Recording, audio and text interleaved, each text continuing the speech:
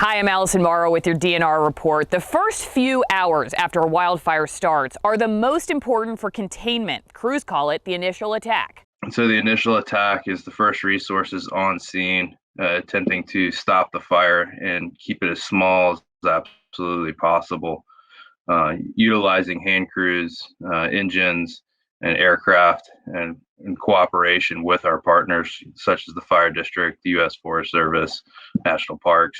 Time is so important because the longer a fire burns, the bigger it gets, requiring more people at increased risk. If we're able to keep the fire small, so let's just say, a quarter acre, an acre fire, you might have 20, 30, 40 people on it. Now, let's say you're not able to catch that because of winds, fuel conditions, and the like. Now you're talking 15,000 acres. You're talking 2 months worth of containment work, 3 months worth of containment work. And over that course of that time, you're talking hundreds of firefighters and the exposure going into engage that fire to get it contained. A major challenge to initial attacks, however, is the amount of fires Washington state firefighters are engaging each season. And that's been the issue with the past couple of years because our fire seasons are getting longer.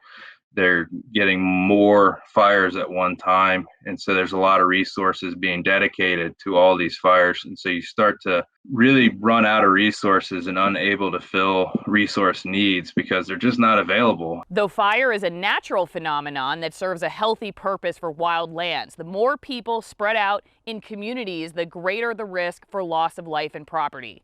I mean, you can go back into the mountains or into the hills or out into the sage country and be engaged on a fire, and out of the clear blue, here's a residence, someone's primary residence, that we need to make sure of the fire and do everything we can to make sure the fire does not impact them or cause them to lose any of their personal property.